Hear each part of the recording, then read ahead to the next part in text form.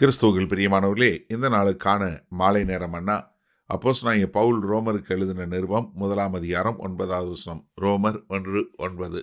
Romans 1:9. நான் ஜெபம் பண்ணும் போதெல்லாம் இடைவிடாமல் உங்களை நினைத்து கொண்டிருக்கிறதை குறித்து தமது குமாரனுடைய சுவிசேஷத்தினாலே என் ஆவியோடு நான் சேவிக்கிற தேவன் எனக்கு சாட்சியாய் இருக்கிறார். எப்படி? நான் இடைவிடாமல் உங்களுக்காக ஜெபம் பண்ணுறேன். அதாவது அப்போஸ்தலனாகிய பவுல் தான் நிருபிய சபைகளுக்கு தன்னுடைய மக்களுக்காக எப்பொழுதும் ஜெபித்து கொண்டிருக்கிறவராய் இருக்கிறத நம்ம பார்க்க முடிகிறது. நீங்கள் அது எபேசு சபையாக இருக்கட்டும், இல்லை கொலோசிய சபையாக இருக்கட்டும், நீங்கள் எபேசியர் முதலாவது அதிகாரத்தில் 17 23 வரை உள்ள வசனங்கள், எபேசு சபைக்கு 3வது அதிகாரத்தில் 14 19 வரை உள்ள வசனங்கள், கொலோசியர் 1வது அதிகாரத்தில் 9 11, இப்படி அநேக சபைகளுக்கு அவர் எப்பொழுதுமே இடைவிடாமல் ஜெபித்து கொண்டிருக்கிற காரியம். நீங்கள் தெசலோனிக்க சபைக்கு எழுதும்போது 1 தெசலோனிக்கேயர் 3வது அதிகாரம் 10வது வசனம் சொல்லும்போது சொல்கிறாரு, உங்கள் முகத்தை கண்டு உங்கள் விசுவாசத்தின் குறைவுகளை நிறைவாக்கும் பொருட்டு இரவும் பகலும் மிகவும் வேண்டிக் கொள்ளுகிறோமே. என்ன, இரவு பகல் எல்லா நேரமும் உங்களுக்காக வேண்டிக் கொள்ளுகிறோமே. எதற்காக? சுவிசேஷத்தினாலே நான் ஆவியோடு நான் சேவிக்கிற தேவன் எனக்கு சாட்சியாக இருக்கிறார். எப்படி நான் உங்களுக்காக ஜெபம் பண்ணுறேங்கிறத யார் அதற்கு சாட்சி? நான் சேவிக்கிற தேவன். அதாவது இங்கே ஆங்கில வேதாகமத்தில் ஒரு சில இடங்களில் இங்கே சர்வ்னுங்கிற வார்த்தை இருக்கிறது, இங்கே சேவிக்கிறேன்னு சொல்லி. ஆனால் நிறைய இடங்களில் இந்த வார்த்தை என்னவா இருக்குன்னா ஆராதனை என்று தான் மொழிபெயர்க்கப்பட்டிருக்கு தமிழில். இங்கிலீஷில் வர்ஷிப் என்று மொழிபெயர்க்கப்பட்டிருக்கிறது. அந்த பதம் இங்கே சேவிக்கிறதுன்னு சொல்லி சர்வ்னு சொல்லி மொழிபெயர்த்துட்டாங்க. நீங்கள் அப்போஸ்தலனாகிய 27வது அதிகாரம் 23வது வசனத்தில் பார்த்தீங்கன்னா என்னவென்றால், என்னை ஆட்கொண்டவரும் நான் சேவிக்கிறவனுமான தூதனானவன் இந்த ராத்திரியிலே என்னிடத்தில் வந்து நின்று. என்னை ஆட்கொண்டவரும் நான் ஆராதிக்கிறவருமாகிய அந்த தேவன். அப்போ என்ன, நான் எப்படி தேவனை ஆராதிக்கிறேன்? நான் உங்களை எல்லாம் நினைத்து கொண்டு உங்களுக்காக நான் ஜெபத்தில் இருக்கேன் பாருங்கள். அதுவே நான் தேவனுக்கு செய்யக்கூடிய ஒரு ஆராதனையாக நான் தேவனை ஆராதிக்கிறேன். என்னுடைய வாழ்க்கையின் மூலமாய் இது பாடல் பாடுவது மாத்திரமல்ல, இல்லை ஒரு இதில் போய் ஆராதனை இதில் கலந்து கொள்வதில்லை. என்னுடைய வாழ்க்கை முறையே எப்படி இருக்கிறது?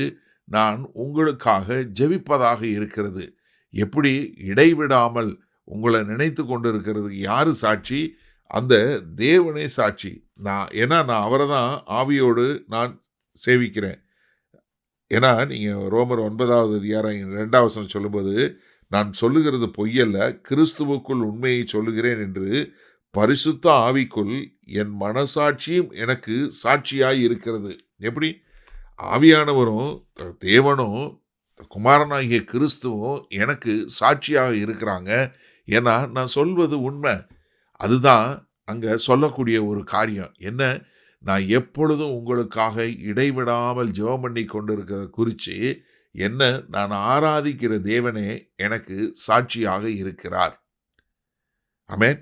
சரி, இந்த நாளில் இந்த வசனத்தை நம்ம எப்படி எடுத்துக்கொள்வது?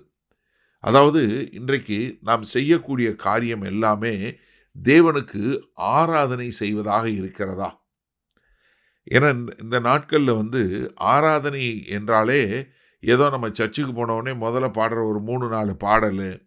ஏன்னா இப்போ நிறைய பேர் என்ன பண்ண ஆரம்பிச்சிட்டாங்கன்னா, அண்ணே நாங்கள் ஆங்கிலிக்கன் சர்ச்சு, சிஎஸ்ஐ சர்ச்சு, நாங்கள் பாமாலை பாட்டு பாடுவோம், அதுக்கப்புறம் 2 கீர்த்தனை பாடுவோம், அதனால இதாக இருக்குது. இப்போ ஒரு சிலர் என்ன நினைக்கிறாங்க, அவங்கெல்லாம் பழைய பாட்டு பாடுறாங்க, நாங்கள் பூரா நவீன பாடல்கள் பாடுறோம், பூரா ஆவியில் நிரம்பி பாட்டு பாடுறோம் அப்படின்னு சொல்லக்கூடிய ஒரு சில சபைகளில். ஒரு சிலர் என்ன ஆட்டம் பாட்டம் கூத்து. நீங்கள் யோசிச்சு பாருங்கள், இது ஆராதனையா? இல்லை.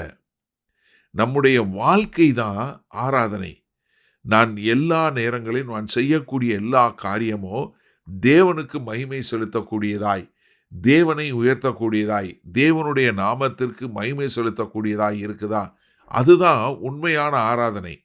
ஒரு ஆராதனை என்பது தன்னுடைய வாழ்க்கை முறையாக இருக்க வேண்டும். அதை தான் அப்போஸ்தலனாகிய பவுல் என்ன சொல்கிறாரு, ஐயா நான் ஆராதிக்கிற தேவன் அவர் தான் எனக்கு சாட்சி என்று சொல்லக்கூடியதா. அப்போ இந்த நாள் அந்த செய்தியை கேட்டுக்கொண்டு இருக்கிற எனக்கு அருமையான சகோதரனே சகோதரியே, நீங்கள் உங்களுடைய வாழ்க்கை முறை ஆராதனை முறையாக இருக்கிறதா? நீங்கள் செய்கிற ஒவ்வொரு காரியமும், நீங்கள் உங்கள் வீட்டில் இருக்கிறது, உங்கள் பணத்தை செலவு பண்ணுறது, உங்களுடைய வேலையில் செய்வது, உங்களுடைய நேரத்தை செலவு பண்ணுவது, இது எல்லாம் தேவனை கனப்படுத்தக்கூடியதாய், தேவனுக்கு மகிமை செலுத்தக்கூடியதாய் இருக்கிறதா? அதைத்தான் இங்கே கர்த்தர் நம்மகிட்ட இருந்து எதிர்பார்க்கிறார். அப்போ ஆராதனை என்பது பாடல் பாடுவதல்ல, நமது வாழ்க்கை முறை என்பதை புரிந்து கொண்டீர்களா? வல்ல பிதாவே, இந்த அருமையான நல்ல நாளுக்காய் நன்றி. இந்த செய்தியை கேட்டுக்கொண்டிருக்கிற ஒவ்வொருவரும் தங்கள் வாழ்க்கையே ஒரு ஆராதனை முறையாய், தாங்கள் செய்கிற ஒவ்வொரு காரியமும் தேவனுக்கு ஆராதனை செய்யக்கூடிய காரியம் என்பதை உணர்ந்து அதற்கேற்றாற்போல் வாழ எங்கள் தேவன் கிருபையும் இரக்கமும் பாராட்ட வேண்டுமாய் இயேசு கிறிஸ்துவின் உன்னத நாமத்தினால ஜெபிக்கிறோம் வல்ல பிதாவே, ஆமேன். கர்த்தர் உங்களை ஆசீர்வதிப்பாராக. நாம் நாளை காலை தினசரி தியானத்தில் சந்திப்போம். Good night.